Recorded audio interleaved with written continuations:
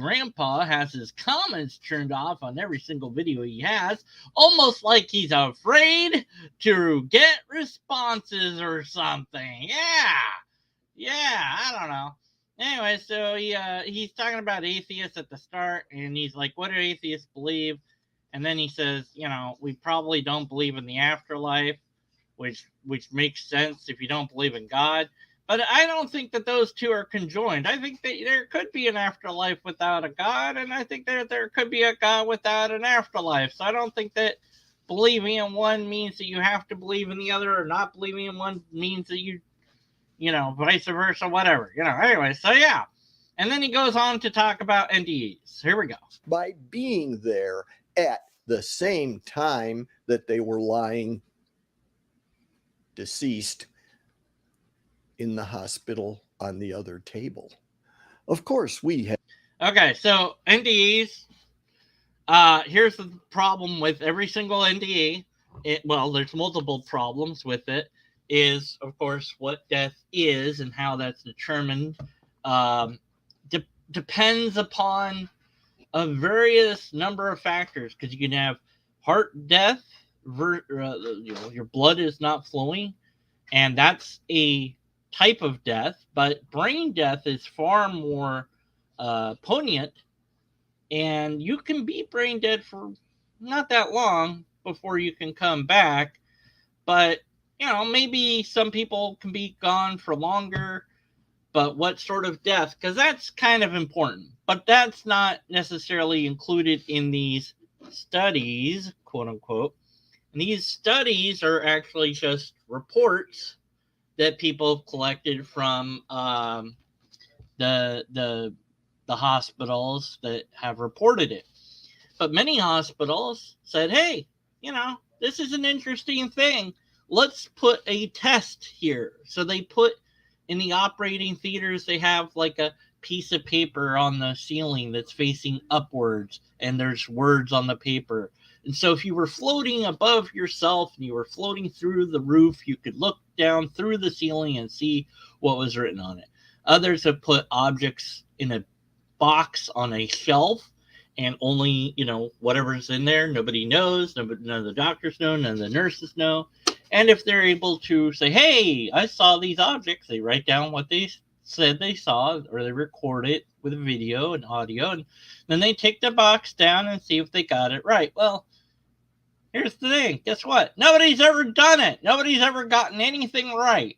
So all the NDE stuff is pretty much null and void. What else do you got? So what do atheists think? What do atheists think? What?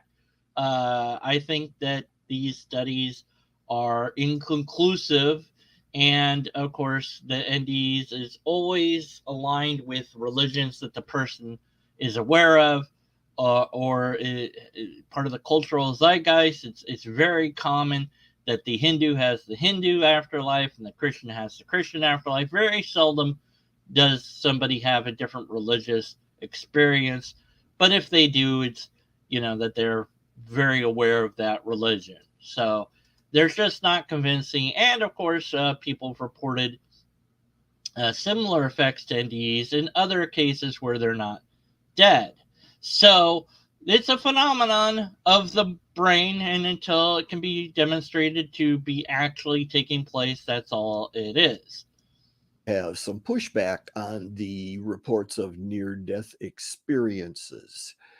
Two things. First of all, did they happen? Something like a person is in one room, clinically dead, however you want to define that, while a consciousness of that person is in another room, seeing things that the person can only know by being in that room, very detailed things.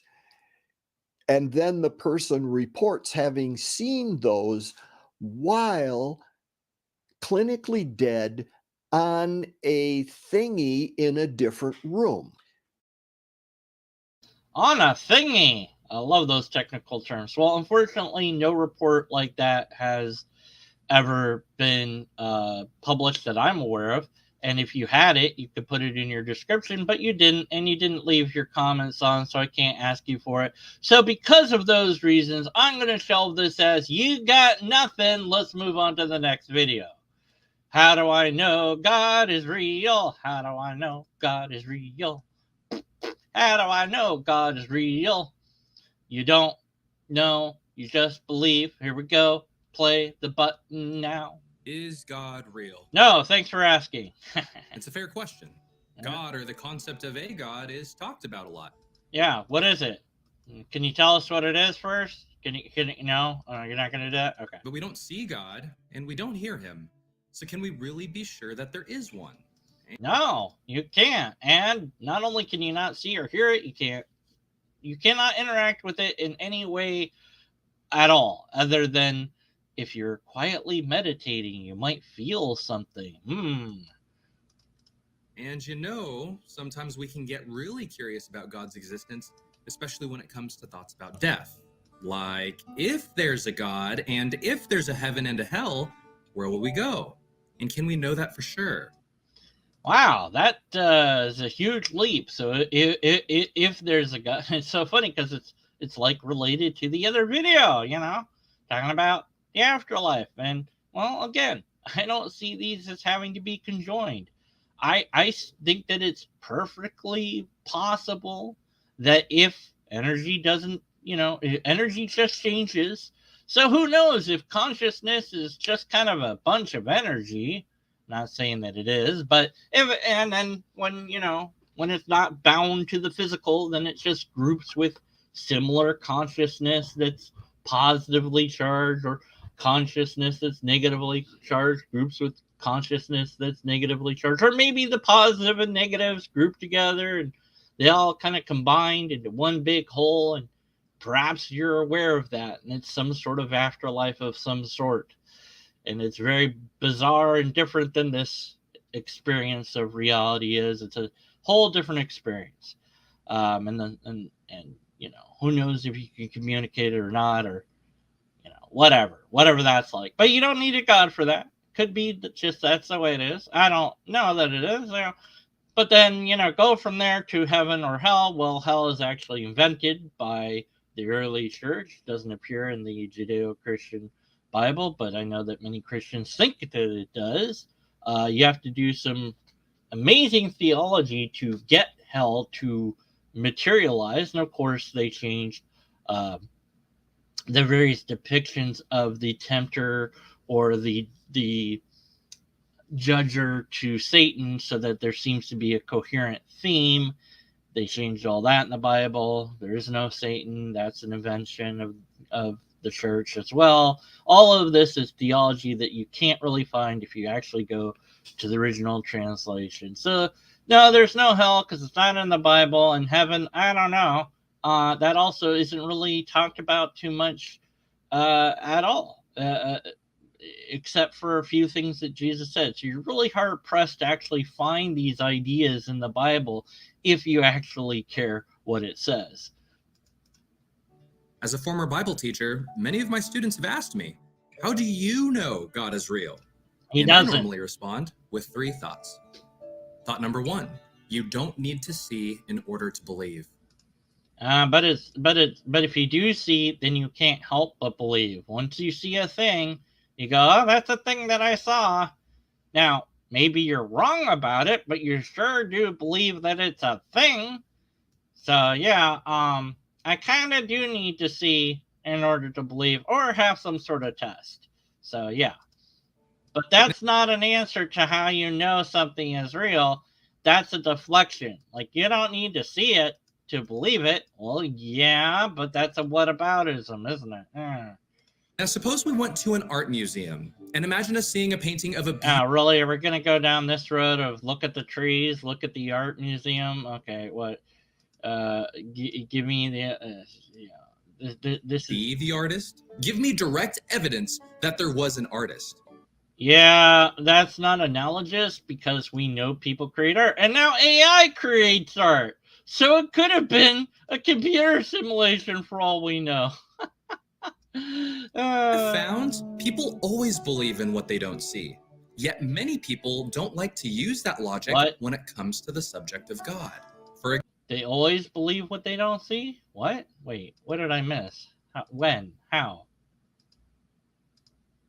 Say, see, you can't see the artist. There's no proof that they actually existed. Therefore, this painting doesn't have an artist. That's not what anybody would do. So that's a straw man construct.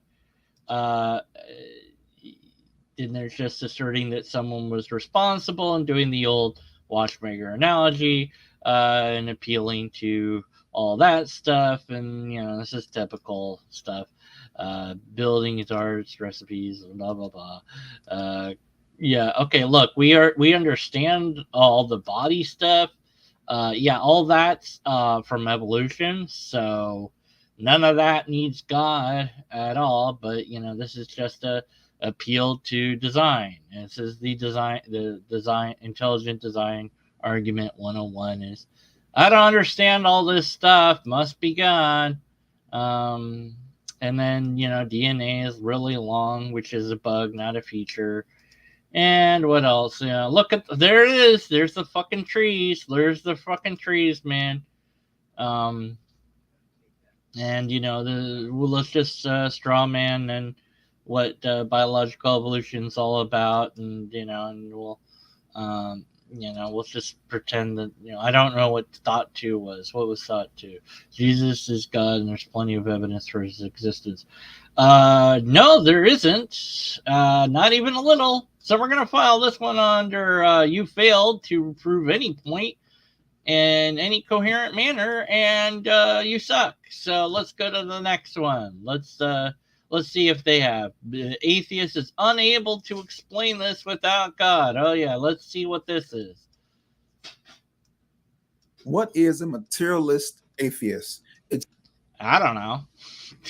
I'm not one, so materialism is essentially the philosophical position that says the only things that exist is the material world, or you could be a naturalist. The only thing that is the natural world. And I think that saying that is just a bit too far for me. So I don't say that. I say as far as I can observe, that's all I've seen is material or natural things. That's all I know about. So that under the strict definition of either of those, I'm not one of those. Anyways, so this is going to be against the materialistic atheist, I guess. Whatever. Someone who believes that everything in the universe is made of matter, molecules, and nothing outside of that can exist. That means a transcendent God cannot exist because God is a spirit. What's a spirit? Again, the only things I know about are materialistic, naturalistic things. So what is a spirit? How does that work? Like what proof do you have of it? That's the case. How can we explain immaterial realities like laws of logic? Laws of logic are not immaterial. They are material because they are bound to the brain that produced them. If there's no brain, there are no ideas anymore. They just stop being a thing. The laws of logic are description that we have applied to what we perceive to be true of reality. For example, the law of identity, A equals A. The law of non-contradiction, A is not A. And the law of excluded middle, that one that I can never remember for some reason. My brain's just turned off. What is law of excluded middle? Every proposition, either this proposition or its negation is true. Okay, so there you go. So it either is A or it's not A. There you go. Okay, so basically, all of these laws are just reflections of how we observe reality to function. And if there's a reality, there doesn't necessarily have to be a realtor.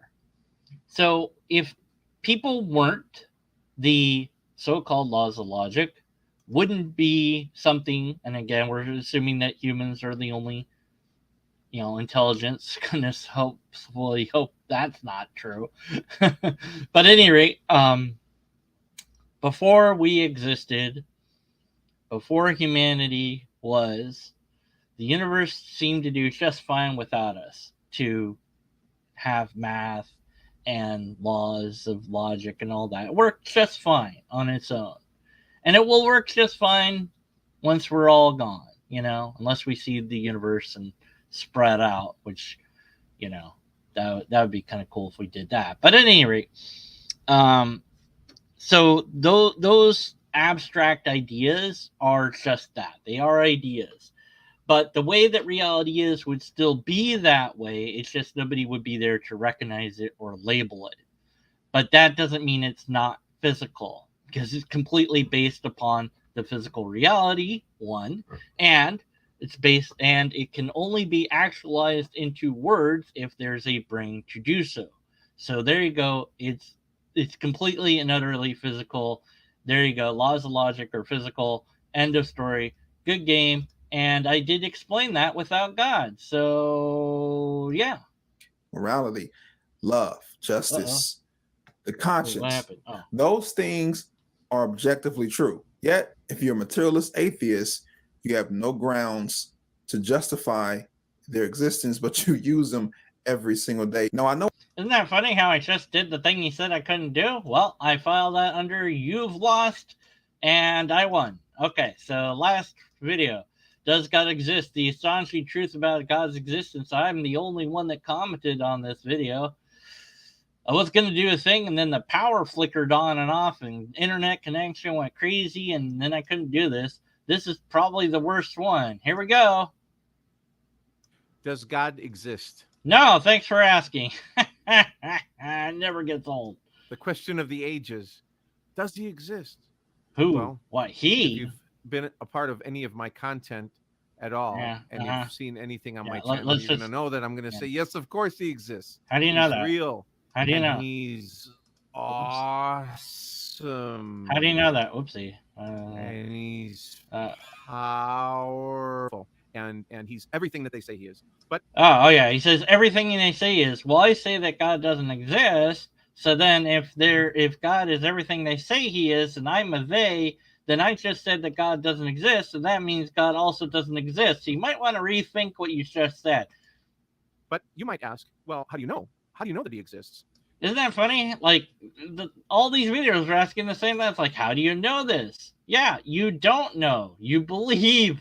That's the answer. Well, I know that I can show you a Bible verse, and in fact, I'm going to. But you'll say, I don't care about the Bible. You haven't shown the Bible to be true. Look, I said circular argument. That's all this is. Circular argument is circular. Don't care what the Bible says until you can prove that the Bible is true. well, of course, you're going to go to your religious book and quote it and say, well, here's the proof that God exists. Now, here's what I find just insanity. Like, I cannot comprehend this. Like, that they're going to say that, right? You know that they're going to be complaining about that you went to the Bible. Then why the bleep would you do it? Like, I know you're going to complain about this. Then don't do the thing. What I do want to make a point with, though, is in Hebrews 11. Don't care. Hebrews chapter 11, verse 6. Believe in something you can't see. Well, yeah, believe in something you can't see. There it is again. Believe in something you can't see. And why would you do that? Well, you need some sort of test. Do you have that? Nope. Don't have a test either. So I don't need faith. I have facts. So he's going to talk about wind here. It's the same question one of my children asked me when they were very little. And I said, well, it occurred to me as I was thinking, it was a good question, actually. I said, well, let's see, what can we say? Well, at that moment, there was a wind blowing through the trees. And you can see the leaves move and the tree move. And of course, we can't see the wind. And so we can see what the effect is. Yes, wind is testable. You can see the effects that wind has. And wind is a label that we have applied to a natural phenomenon that is actually understandable. There's heat and cold unevenly around the planet, and wind is a result of that. So none of that appears to be anything like God, so the analogy therefore fails, because wind is natural. And supposedly God isn't. So not only has it's failed in every way that it can fail. Good job. From the wind. In the same way, we can see the effect that God's power has on the course of human events and the course of. But you really can't see the effect that God's powers has because you don't know what God's powers are. You'd have to assume that you know what God's powers are to see any effects at all. What effects are you seeing that indicate that this can only be due to God? How would you know that? How would you measure that? How would you categorize that? What methodology would you use? Of a life. And I'll talk about that in a moment as well. But what can we do about the empirical evidence for God? What can we say? It's a mystery, isn't it? When you go into DNA, one of my favorite movies, Jurassic Park, if you've ever, I'm sure you've seen it. Here we go again, DNA. It talks, there's a portion of it in there. It's science fiction, of course. But they do make a very good point about DNA and about the strand of DNA. Yeah, it's really long. Of information in DNA. Yeah. And so it's a code and it's written and it's microscopic, obviously. Yeah. And there is order and there is purpose and there is design. No, there isn't really design, and it's badly designed. Like DNA doesn't copy itself very well.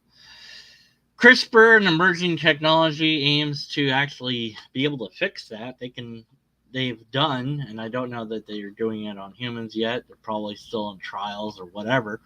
But they could hypothetically, at one point, make it so that DNA can copy itself perfectly. And that means no more aging. In fact, it might mean that you can age backwards a bit. You could stop it at some point, but you wouldn't have to age forward anymore. The reason why you age, part of it is that your DNA is not copying itself perfectly. So they could hypothetically fix that with CRISPR technology at some point in time.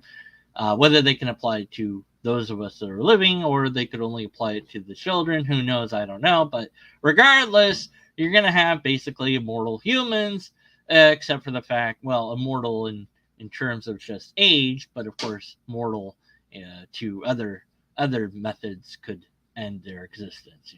So, but yeah, so that seems like a flaw. The fact that we age and die is a flaw, and there's mutations and all of this. So none of those things ring of good design. Rings of very crappy design, bad design, all sorts of pointlessness in DNA that we don't need. Lots of junk DNA, lots of things, codes there that we just don't use anymore.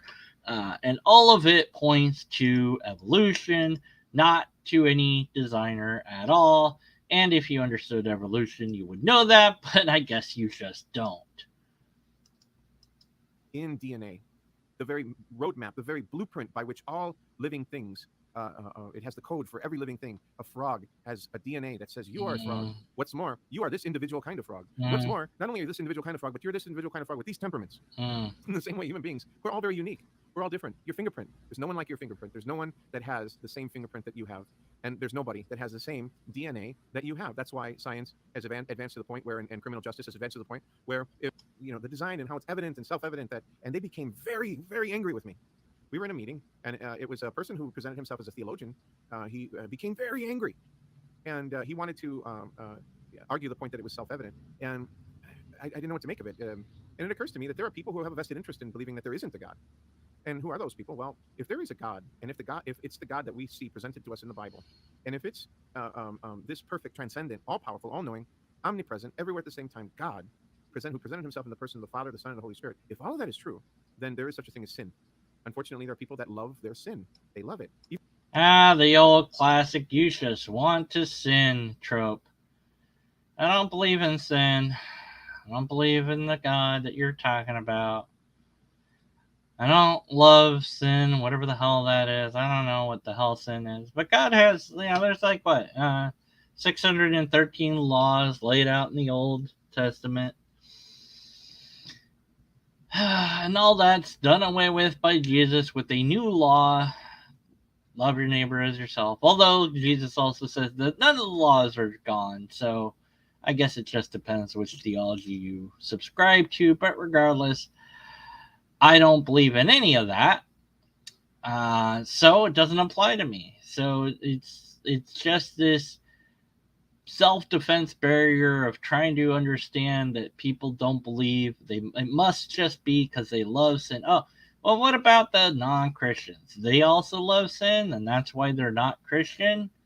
Maybe they've never heard about Jesus. Oh, well, you just want to sin, you Hindus. Yeah, you're just a bunch of sinning people. Yeah, whatever. Even though it hurts them, they don't know what life could be without it, and so they don't want to believe. It's easier to go through life believing there's nothing after this, or worse, making up some imaginary God that is has no basis in biblical truth, and Making up an imaginary good that's not biblical. Your God is just as imaginary as every other God, but you don't know that, so yeah, it's funny. All the other gods are fake. Mine's real. I'm gonna put that as a comment. All the other gods are fake, but mine is real. Good times. one who green lights and winks at your sin and says that it's okay. Yeah. What kind of God is that? That okays activity that harms you. That's not any God I want to worship. Well, I mean, God does seem to be okay with a lot of activity that harms us. So, what? Oh, yeah. So yeah, that I mean, like, what are you talking about? Like, it's not a sin in the Bible to eat sugar. That could harm you if you ate too much. It doesn't say like how much, it doesn't say what your calorie intake should be. So, it doesn't say to exercise every day, does it? Why not? Seems like God's not that concerned with taking care of ourselves. Doesn't tell you to brush your teeth or clean yourself. I'm just saying, like, there's a lot of stuff that's missing from the Bible with this huge assumption that God cares about what we do to ourselves. Maybe we care about what we do to ourselves, but it's not in the Bible. I mean, a few things are, maybe, but a lot of things are left out. The question here, though, is back to the basic question: is there a God? Does God exist? Yes, He does. We see it all around us. How do you know that? We see it in nature. We see it in. I don't see it in nature. You do. That's a you thing, not a me thing. The furthest reaches of the universe. We see it in the deepest and most intimate microscopic places in the human body. You're just seeing God wherever you look. Yeah, okay. Design is evident everywhere we go. But there are those who don't want to embrace that. They want. No, that's not about want or desire. It's not even about that at all. It's just about the fact that there's no empirical evidence, no repeatable test, and as far as I know, no valid and sound argument. And because of all those reasons, I don't believe in it. That's it. It's not about that I want to believe in it or don't. I don't care. If it's real, cool, great, wonderful. Sign me up. I'll be like, hey, check it out, everyone. Look, here it is. Here's the actual real proof, not an argument. I found it. Here it is. There you go. But nope, that's not a thing, so I don't believe in it because I don't have any evidence for it. Not because I like sin or just don't want it to be true, but because there's no evidence for it. That's the comment I should leave. I'm going to leave that comment. I don't believe, not because I don't want to, but because there is no evidence. That's all. Alright. So yeah, that was the worst one, and he keeps going. So that's it. I did 4 videos, and it only took me 30 minutes. Amazing. I'll call this one a God of the everywhere fallacy. Just look everywhere. I see God. God's over there. God's over here. I see God there and here. And, would you like some God eggs and ham? I would not, Sam I am. Oh, you just must. You just want to sin, and you're just making up different versions of God, and you're just doing everything you can to avoid it. You just don't want it to be true. And what other ad hoc reasons I can come up with to explain away your lack of faith because it scares the bleep out of me. Maybe that's a weak faith.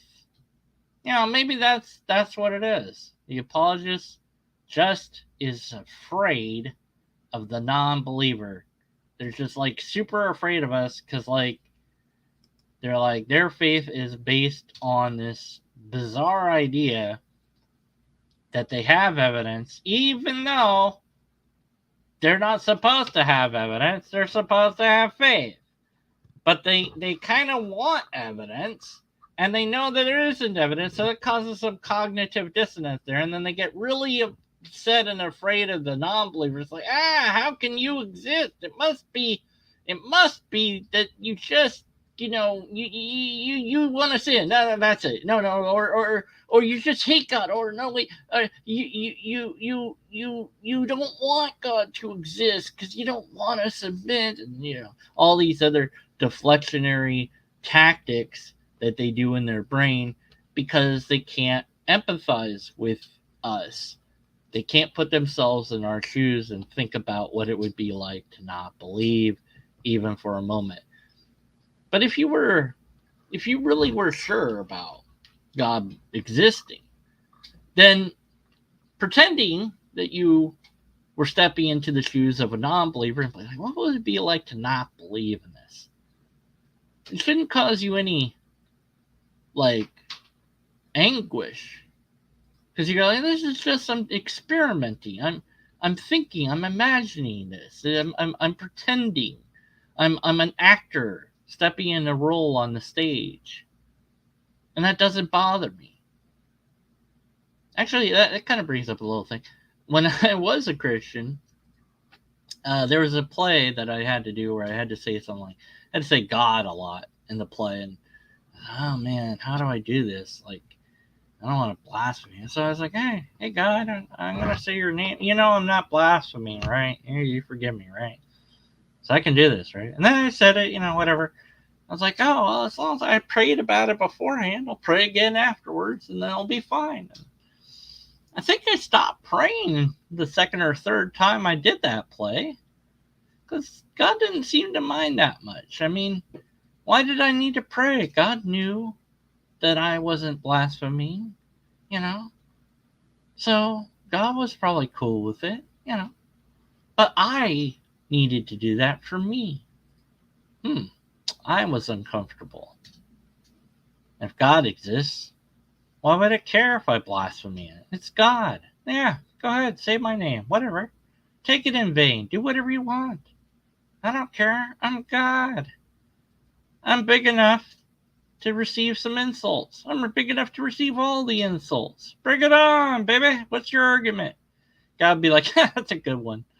What else you got? Come on, tell me another joke, God's favorite joke is 3 priests are debating about how to split up the tithe money.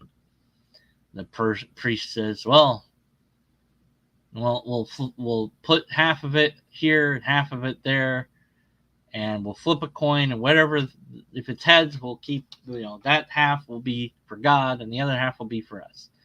The other priest will say, no. You got to divide it in 3.